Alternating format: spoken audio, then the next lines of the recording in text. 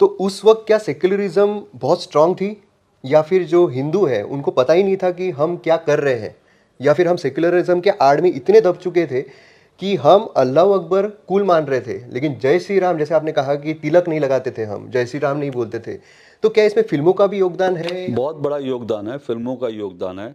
Salim Javed type ये जो जोड़ियाँ हैं इनका योगदान है। मतलब आप सोचो ना सलीम जावेद की वो जो फ़िल्म है कौन-सी है बिल्ला नंबर 786 जंजीर है दीवार है कौन-सी फ़िल्म मुझे याद नहीं।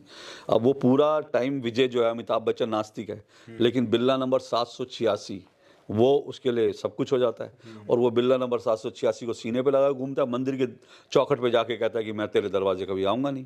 तो ये क्या है? तो वो इस तरह की चीज़ें थी। अब ऐसी बहुत सारी चीज़ें हमारे सामने आ रही हैं। मुझे अभी भी अच्छी तरह से याद है, मैं फिर कह रहा हूँ अगर मैं अपने बचपन के दिनों में जाता हूँ, मुझे अच्छी तरह से याद है, उस वक़्त की जितनी फ़िल्में मुझे याद है, मुझे ध्यान है अच्छी तरह से, भगवा कपड़ों में कोई दिख जाए, तो मालूम होता था कि ये बलात्कारी है, व्यभिचारी है।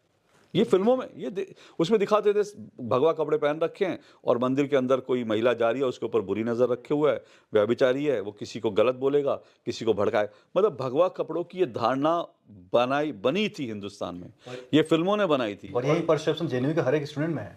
वो आज भी होगा क्योंकि उनके उनके लिए वो लेकिन मैं ये कह रहा हूँ कि ये चीज़ें टूटी है ना।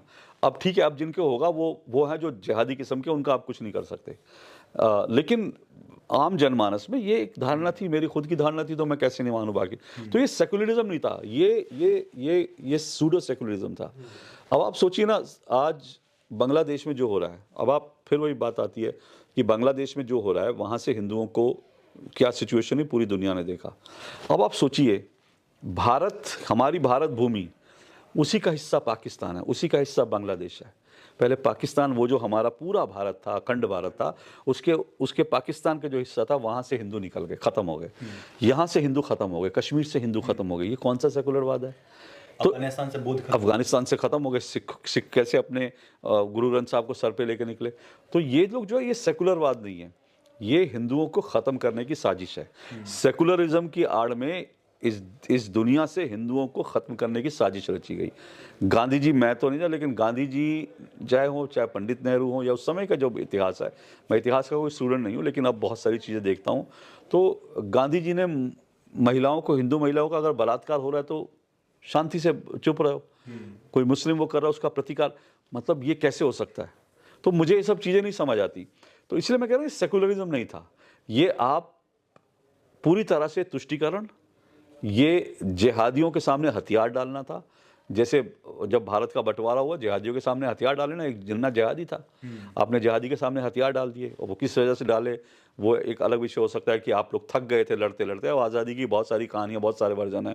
एक वर्जन ये भी है कि लड़ते-लड़ते थक गए थे। दूसरा ये था कि नेहरू जी और बाकी लोगों को लगता था कि जल्दी से कुछ हो जाए, अब बँटवारा हो जाए भले ही देश का, लेकिन हम कुछ बन जाएँ, तो अपना हमारी ज़िंदगी सेटल हो जाए, क्योंकि अब बुड्ढे हो रहे थे सब लोग।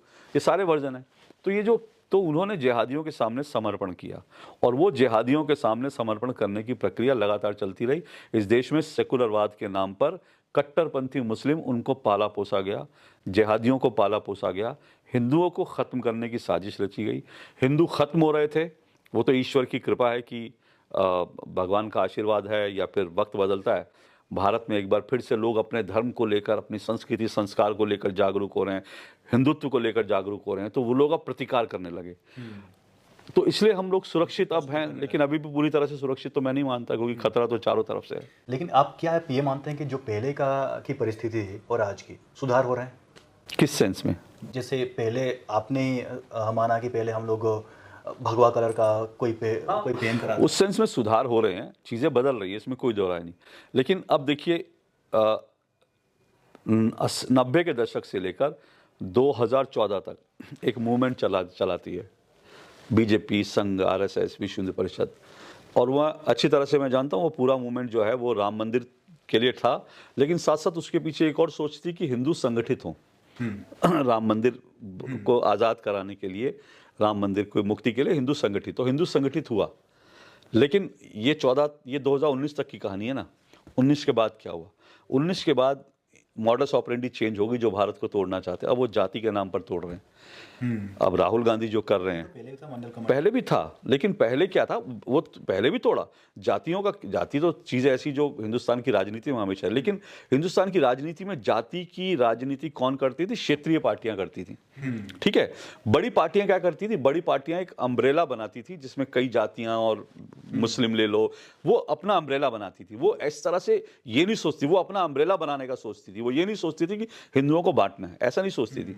उनको लगता था हमारे पास ब्राह्मण है, हमारे पास ठाकुर आ जाए, हमारे पास दलित आ जाए, मुस्लिम आ जाए, हमारा एक अम्ब्रेला बन जाएगा, सरकार बनाने लायक हमारा काम। तो उस तरह की अम्ब्रेला राष्ट्रीय राजनीतिक पार्टियां, क्षेत्रीय पार्टियों ने जाति के नाम पर करना शुरू किया। यादव के ने किसी पर, किसी ने दलितों के नाम पर, वो एक अलग चीज़ है।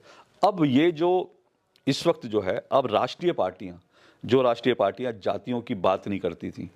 अब आप देख लीजिए ना, पंडित जवाहरलाल नेहरू ने कहा था, वो जाति के खिलाफ थे। राजीव गांधी कहते थे कि जातियों के नाम पर मैं जो आरक्षण के नाम पर आरक्षण को नहीं बढ़ाना चाहता, क्योंकि उससे बुद्धू लोग आ जाएंगे। उनको लगता था आरक्षण से जो लोग आ रहे हैं बुद्धू लोग हैं। वो राजीव गांधी का स्टेटमेंट, राजीव गांधी ने एक इंटरव्यू दिया था आलोक मेहता को, अभी आलोक मेहता जी ने थोड़े दिन पहले ट्वीट किया, जिसमें राजीव गांधी ने कहा था कि मैं आरक्षण को नहीं बढ़ाना चाहता क्योंकि आरक्षण से बुद्धू लोग सिस्टम में आ जाते हैं। ठीक है, तो राजीव गांधी कहते थे आरक्षण से बुद्धू लोग आते हैं, इसलिए वो जातिवाद को नहीं। इंदिरा गांधी कहती थी जात पे ना पात पे, मोहर लगेगी हाथ पे। और उनका ये राहुल गांधी हैं, वो कहता है जाति की गिनती हो, अपनी जाति बताओ। पत्रकारों से पूछते हैं तुम अपनी जाति बताओ।